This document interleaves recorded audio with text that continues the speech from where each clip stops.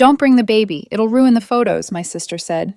My dad chimed in. We want nice pictures this year. I stayed quiet. That night, I took back every gift from under their tree. At 7:23 a.m., my sister messaged, "They're screaming. Where are the presents?" Last Christmas was supposed to be different. It was the first one since I got my promotion. The first one where I wasn't scraping by, counting pennies, feeling like the charity case of the family. They didn't know yet. I didn't tell anyone.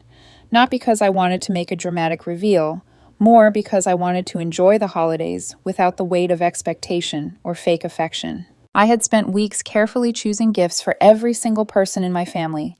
Not just basic gifts either. Thoughtful, expensive, personal ones. My sister Kayla was obsessed with that stupid skincare brand from France, so I had it shipped directly from Paris. My brother and his wife were always complaining about their vacuum, so I got them a Dyson. For my parents, a weekend spa retreat in Aspen. Even the cousins I barely talked to. Designer scarves, gaming headsets, gift cards to actual restaurants instead of Amazon. And all of it came from me. Just me. But the best part, the part I was most excited about, was dressing up my 6-month-old daughter, Ava, in this little velvet red dress with a white fur collar and tiny black boots. It was her first Christmas. She had no idea what was going on, but I did. I knew this would be the picture I'd keep forever. I even booked a professional photographer to come take family photos in front of the tree. I thought this year finally I'd feel like I belonged again. Like I wasn't the broke single mom showing up with homemade cookies while everyone else exchanged Apple products. I was excited, nervous, but excited. Then Kayla called. She didn't ask how we were, didn't even say hi, just, "Hey, don't bring the baby this year, okay? It's not personal. We just want the photos to look more cohesive." I said nothing. She kept going like she was reading off a list she'd practiced. You know how mom gets. She wants everything to match. Matching outfits, matching wrapping paper. A crying baby would kind of ruin the whole vibe. I still didn't say anything. Then Dad picked up on speaker. "It's not a big deal, Sonia. We just want nice pictures this year. Real family pictures. Real family." I hung up, packed Ava's things. I wasn't going to argue. I was done arguing with people who made it clear they saw my daughter as a problem and me as a burden. That night, after everyone had gone to sleep, I drove over to their house with Ava asleep in her car seat. I unlocked the front door with the spare key I still had, walked in quietly, and stared at the tree. There were dozens of gifts under it, all mine. The wrapping was different for each person. I knew which was which. I started collecting them one by one. Ava kept sleeping. When the tree was empty, I turned off the porch lights from the switch in the hallway, got back in the car, and drove away. At 7:23 a.m., I got the text from Kayla. "They're screaming. Where are the presents?" I didn't answer. I just looked over at Ava, still asleep, and whispered, "Merry Christmas." They thought I disappeared. They had no idea I'd only just begun. By 8 o'clock a.m., I had 14 missed calls. By 8:30, the family group chat exploded. Kayla, "What the hell is going on? Did you seriously take the presents?" Dad, "Sonia, grow up. This is ridiculous. You're ruining Christmas." Mom, "This is exactly the kind of behavior that makes people not want to include you." I read them while pouring syrup over my pancakes. They didn't ask if Ava and I were okay. They didn't apologize. They didn't even hesitate before deciding I was the problem. Not them, not the baby ban, not the years of subtle digs and backhanded compliments, and looking through me like I was the help. Just me. I scrolled for a moment, watched the messages pile up. Everyone had something to say. Uncle Ray, someone explain what's happening. Cousin Taylor, did she really steal all the gifts? Kayla again. She showed up last night, must have taken them while everyone was asleep. Who even does that? It was wild how quickly they turned me into the villain. I was the one who spent weeks curating gifts, shipping things in from overseas, hand wrapping each box with gold foil paper. Not because I needed their approval, but because I wanted this year to feel repaired, like maybe things could be different, like maybe I wouldn't be treated like an obligation. But then they told me not to bring Ava. That's what broke it. That one sentence, not even a real conversation, just a casual request to leave my child at home because she might ruin their aesthetic. They talked about their photo setup like it was a damn magazine shoot. Ava wasn't even crying that day. She was teething, yeah, but she slept through the night. They didn't care. They didn't ask. That morning, I made hot chocolate, turned on the fake fireplace on the TV, and sat with Ava in my lap. I didn't answer any of them. Mom sent a private message. "You're being cruel, Sonia. We didn't mean to upset you. Just bring the gifts back and let's move on." That made me laugh. Cruel. Cruel is raising your voice at someone you pretend to love every holiday. Cruel is making your daughter feel like an outsider in her own family for 15 years. Cruel is acting like a baby is clutter. I didn't just take the gifts home. That would have been too easy. Instead, I packed them up and drove straight to the women's shelter on Maple Avenue. It was still dark when I got there. I rang the bell, introduced myself to the director, a kind woman named Darla, who looked like she hadn't slept in 2 days, and told her I had something for the women and kids staying there. She thought I meant old clothes. Then she saw what was in the trunk. High-end skincare sets, designer scarves, brand new gadgets, toys still in the plastic wrap, even gourmet chocolates from Belgium I'd ordered just for Dad. I told her to hand them out however she wanted. The only thing I asked was that each tag stayed attached. Each one read, "You matter. You're not invisible. Merry Christmas from someone who's been where you are." Darla hugged me. I got back in the car and cried for exactly 30 seconds. Not because I was sad, but because I'd never felt lighter. Back at home, Ava and I spent the morning in pajamas. We danced to Christmas music, watched cartoons, and took blurry selfies with syrup on our faces. The phone never stopped buzzing. Let them scream. Let them spin their stories. They still didn't know where the gifts went. And they definitely didn't know where I work now. That part, that's coming. The texts didn't stop for 2 more days. They went from shocked to angry to suddenly sentimental. By the 26th, Mom had switched to guilt tactics. "We just wanted a peaceful Christmas. Sonia, you always make things complicated." Dad followed up with a passive-aggressive gem. "Guess we know where your priorities are now."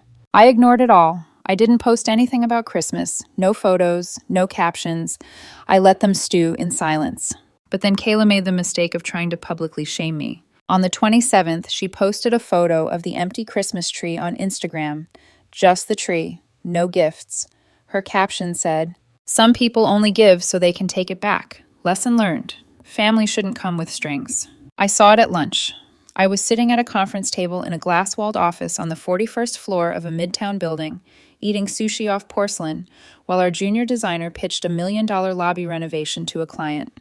When it wrapped, I excused myself, walked back into my office, closed the door, and stared at Kayla's post again. That's when I decided it was time. I opened Instagram. My profile was still private. Most of the family didn't even follow me. They'd long ago written off anything I posted as depressing. So, I made a new post. It was a photo of me and Ava, both smiling. She was wearing the velvet red dress. I was wearing a blazer and heels, sitting in my office, skyline behind us. On the desk in front of me was a gift bag with my company's logo on it and a note. "Thank you for everything you've done this year. The partners." I didn't write a caption, just tagged the firm's official account. Within 5 minutes, I had 3 missed calls from Kayla and 1 from Mom. They weren't dumb. A quick search told them everything. The firm was famous, known for redesigning luxury hotels and high-end spaces across the country. My name was listed right there on the leadership page. Sonia Morgan, lead creative director. My salary, public record, 6 figures, upper 6. I watched as Kayla deleted her post within the hour. Then a new message came in. "Kayla, you should have told us. That's amazing. We're so proud of you." Proud. The word made me physically cringe. I waited a few hours, then replied, "I didn't think you wanted anything ruining your aesthetic." Read, no reply. By New Year's Eve, the tone had shifted. Now they were all concerned. Mom wanted to talk things out. Dad suggested starting over fresh in 2026. Even Kayla invited us to brunch. Said Ava should really get to know her cousins. Sure, now she's family. But none of them had asked what happened to the gifts. Not one. They were still pretending they just disappeared, like I'd stolen joy out of spite instead of giving it to people who'd actually appreciate it. That was fine. Let them play nice. They didn't know I was only getting started. The next shock didn't come from a phone call. It came from the front door. January 3rd, 9:46 a.m. I was feeding Ava oatmeal when someone buzzed my apartment. I wasn't expecting anyone, so I assumed it was a delivery. I was halfway to the door when I glanced at the camera feed on my phone and stopped cold. Kayla, holding a bag. She never visited, not in the 6 months since Ava was born. Not once. I let the buzzer go, didn't open the door. She stood there for 5 minutes, texted me twice. I brought something for Ava. Can we talk? And finally left the bag hanging on the doorknob. It was a brand new teddy bear from Bloomingdale's. Still had the price tag. Expensive, soft, probably picked up on the way over to make it seem like she cared. Inside the gift bag was also a card. It said, "Let's not let one misunderstanding ruin everything. We love you. Ava too. Let's talk soon. XO." No apology, no mention of what they said, no acknowledgement of why I'd left. Just misunderstanding. I put the bear in a donation bin. Then came the bigger twist. Later that week, I got an email from HR at my firm. They said someone had called claiming to be a family member, trying to verify my employment for a congratulatory article. They said the caller asked for my salary, start date, and home address. That wasn't just nosy, that was calculated. They hadn't just stumbled across my job title. They were digging and calling my job directly. I was furious, but I stayed calm. I emailed HR back and thanked them for flagging it. Told them to direct any future inquiries to my assistant and that I'd be filing a privacy request immediately. I didn't need to guess who made the call. I knew exactly who would want proof I didn't just get lucky. Later that night, Mom sent a voice message. Not a call, a voice message. It started with, "Hey honey, just wanted to say we're really impressed. Your dad's been telling everyone at the country club about your promotion." I stopped listening after that. I didn't even finish it. What struck me most was how fast the shift happened. 1 minute I was the burden they didn't want ruining their photo setup. The next, I was the golden child again, now that there was something in it for them. It wasn't about love, it was about status. And the worst part? They started competing for it. A week later, I got a call from a cousin I hadn't spoken to in 4 years, suddenly asking if we wanted to do a family trip this summer. I said no.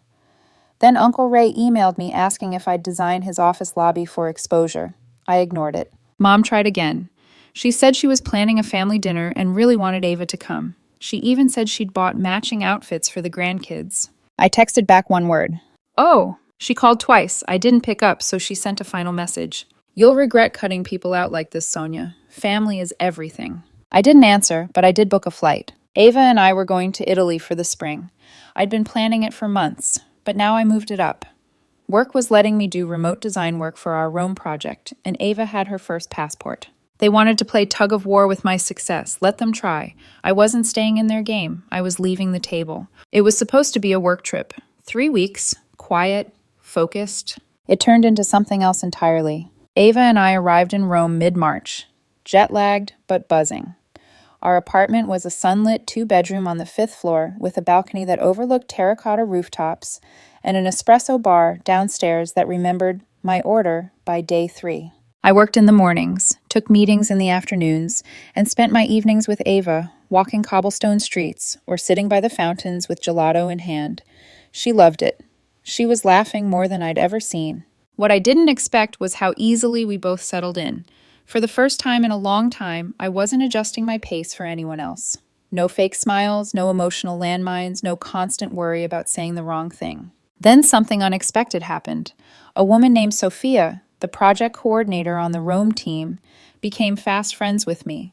We started having dinners after work, and on one of those nights, she asked if I'd ever considered relocating. I laughed at first, said Ava's whole life was back home, school, doctors, everything. Then Sophia mentioned something I hadn't considered. The firm had just opened a permanent design hub in Milan. They were scouting for someone to lead it. It wasn't on the website yet, quiet discussions only, but the partners trusted me. Sophia said, "If you want it, I'll put your name forward tomorrow." That night, I lay awake for hours, staring at the ceiling fan spinning above me, Ava asleep beside me. I kept thinking about how fast everything had changed, about how different I felt being so far from the people who always made me feel like I had to earn my place at the table. The next morning, I said yes. 2 days later, I signed a 2-year relocation contract. And then I did something petty, just once. I posted a photo, not of me, not of Ava, just the view from our balcony in Rome, cappuccino in frame, captioned, "Sometimes the table you were trying to be invited to doesn't deserve you, so you build your own." Kayla saw it, so did Mom. The next day, I got a text from Dad. "Are you moving? We heard something from your aunt. Please tell me it's not true." I didn't answer. Then Kayla called. I let it ring, just watched the name flash on the screen while Ava sat in my lap, playing with a toy gondola someone had given her. Later that night, I posted one last thing, a short video. Ava in a white dress, clapping along with street musicians outside a cathedral. The caption said, "She'll grow up knowing peace, not performance. We're done pretending." No filter, no location tag. But they got the message. I heard later from a cousin that Mom cried, that Kayla had tried to explain the misunderstanding to anyone who would listen, that Dad was asking around about flights to Italy. But none of it mattered. The game was over. I hadn't just walked away. I'd moved the board. We moved into our apartment in Milan the second week of April. The space was modern, full of light, with a little balcony garden Ava loved to sit in. The office was 10 minutes away, the staff already welcoming, and my assistant spoke 3 languages fluently, and somehow always remembered how I liked my coffee. I was finally living the life I had imagined on all those long nights when I was still in that cramped one-bedroom, praying Ava wouldn't wake up crying while I worked freelance gigs until 2:00 a.m. And the best part? Silence. Not literal silence. Ava was learning to talk and had a habit of shouting "ciao" at strangers on the street, but silence from them. No texts, no emails, no guilt-laced voice messages. It was like they'd finally gotten it. At first, I expected some final dramatic attempt to win me back. A flight, a surprise visit, maybe a letter, but it never came. They stopped trying. And for the first time in my life, I felt what it was like to not be chased by obligation, just freedom. It wasn't that I hated them. I didn't. I just didn't need them anymore. And they didn't know how to love someone they couldn't control or shame into staying small. The emails about birthdays and reunions went unanswered. The family photos they posted on social media were suddenly very curated, very filtered, and very missing Ava and me. I watched from afar, detached, unbothered. Sometimes I wondered if Ava would ask about them when she was older. Maybe she would, maybe she wouldn't. If she did, I'd tell her the truth. That not all families are safe places, that sometimes people only love you when you're easy to love, and that when they show you who they are, you're allowed to believe them and walk away. She wouldn't grow up chasing scraps.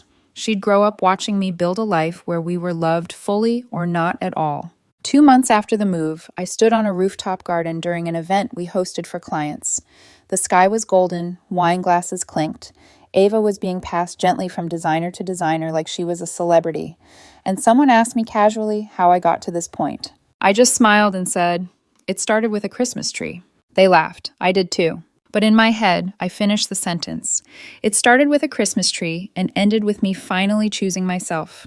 And I never looked back. Ava just turned 2. We had a picnic in the park near the Duomo with a few friends from work and our neighbors who've become like extended family.